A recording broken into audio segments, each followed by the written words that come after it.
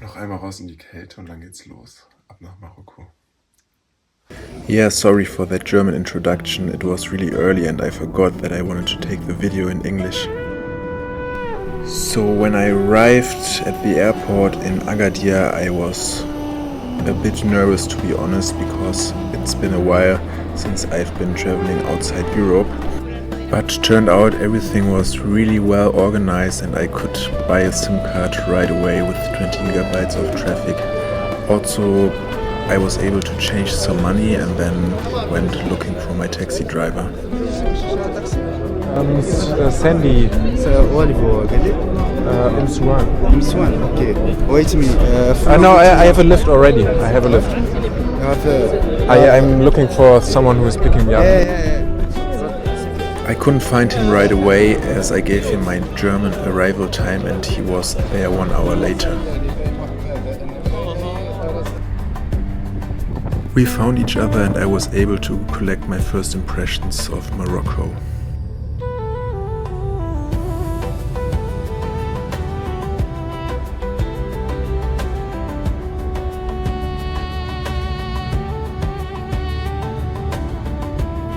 You can make it in 2.5 hours from Agadir to Imsouane if you get a rental car, or in under 2 hours if you get a Moroccan taxi driver.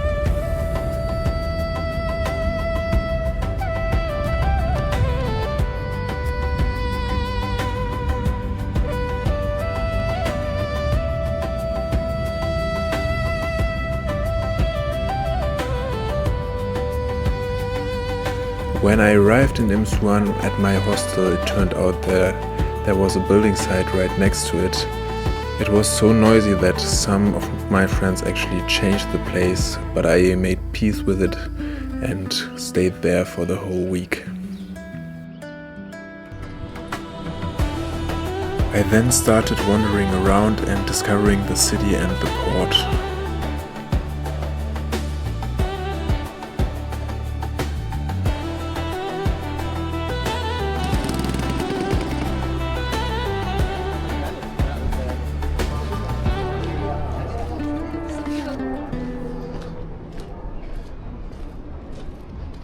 Okay, so I'm in Imsouane now.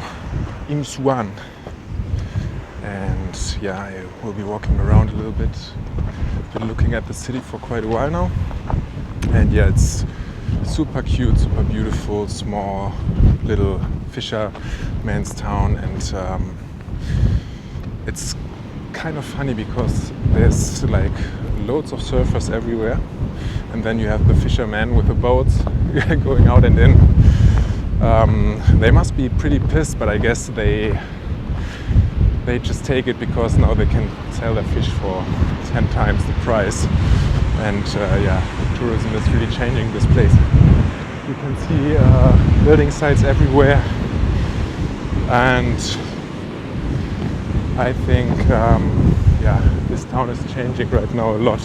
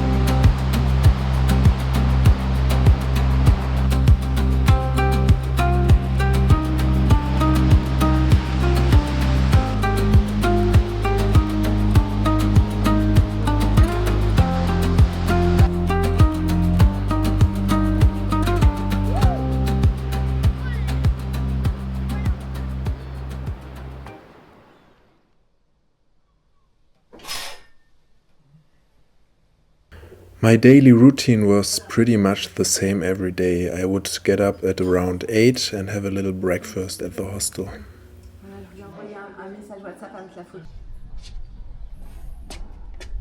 I would then grab a longboard and go down to the beach to check the waves and have another coffee.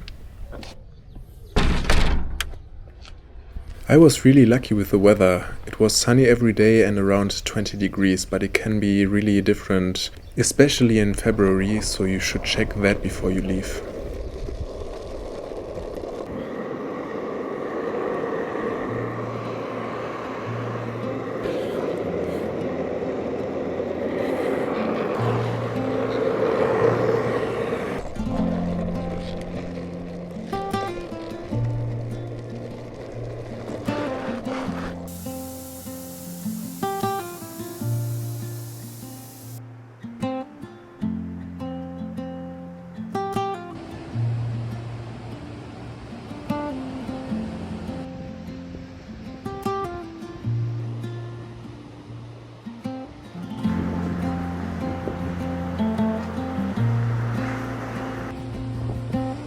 I would check the waves and watch some other surfers before going back and getting my stuff to have a morning session.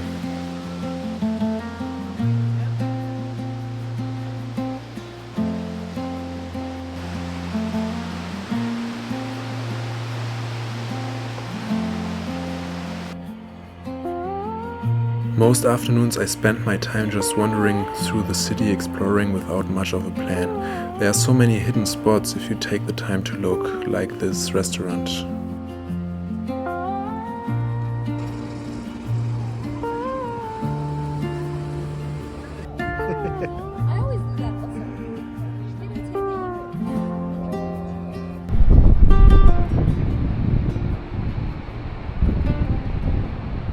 Okay, so I'm at the bay now, so the more beginner-friendly and longboard place of Imsouane, and I will show you how to surf here, at least as I figured out for myself. Here you can see the bay. Here in the middle we have a really strong current, so you really don't want to go paddle out there. What you want to do when you are an absolute beginner is stay here, and you will catch a lot of smaller waves here, still pretty strong and nice. And when you are a bit better, you can pedal all the way out to the tip, wait until there's a break between the sets, and then sit over there and wait for the waves. And when it's good conditions and you are lucky, you will be able to surf the wave all the way down here. So one more thing about the bay. Here you have another view a little bit further down. So if you go down that way, there will be a strong current dragging you out. That's why you want to go close to the shore. What I always did is I took waves over there till there, took waves again, and then all the way in, and then just walk back all the way up here to paddle out the rest. In my opinion, that's the best way to surf this spot. I decided to take it easy on that afternoon, but I will take you out there on the next morning with the camera, so stay tuned for some surf content.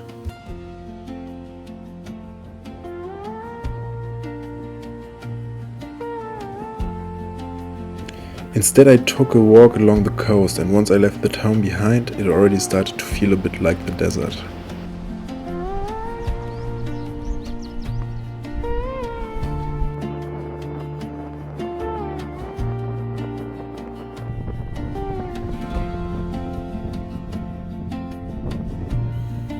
It's really calming and quiet out there, and if you are lucky you can also see some wildlife.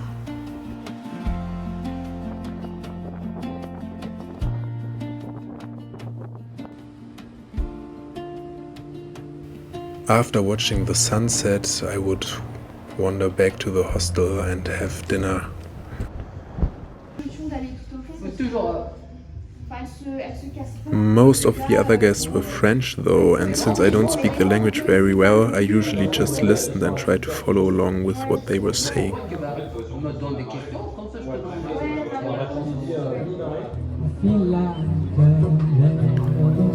After that, I'd usually head back down to listen to some live music and have a drink. Nothing alcoholic though, you don't really get that there.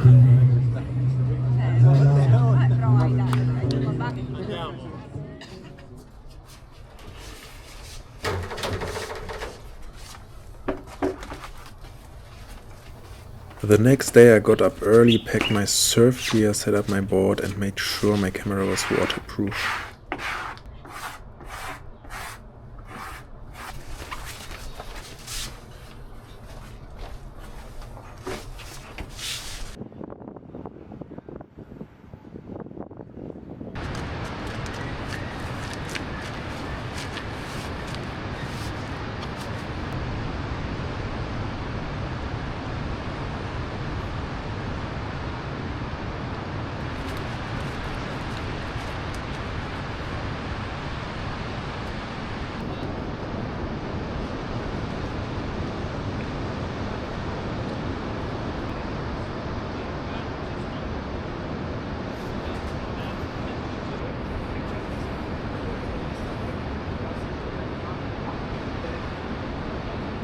I'm gonna try to take you with me and try to catch a wave or a couple.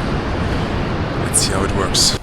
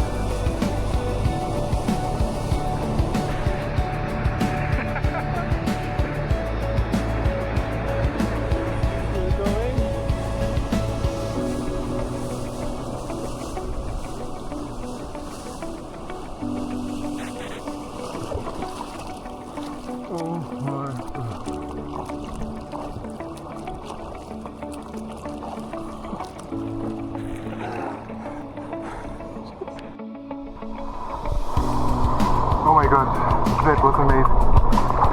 I actually my hair is not even wet. Oh my god, that was great.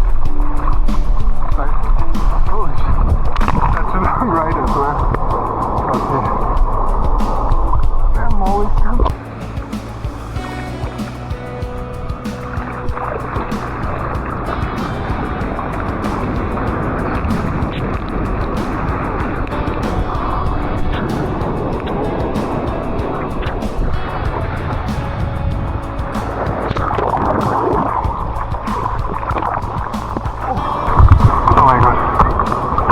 So amazing. I'm nearly at the beach now.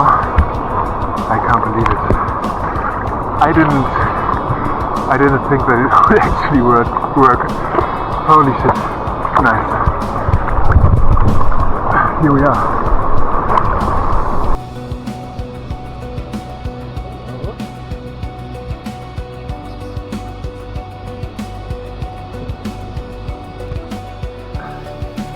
Yeah, what can I say? On this morning everything just came together.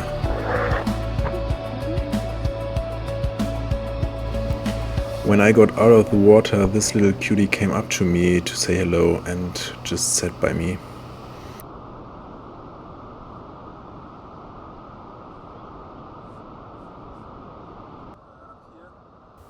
What I'm trying to show you here is how to handle your leash. But since the audio didn't turn out great, I'll just do a voiceover. I learned this on Madeira. It's really helpful if you struggle with your leash after surfing. You can find the full Madeira video on my channel. I'd appreciate a like, a comment and a subscription. Thanks for watching.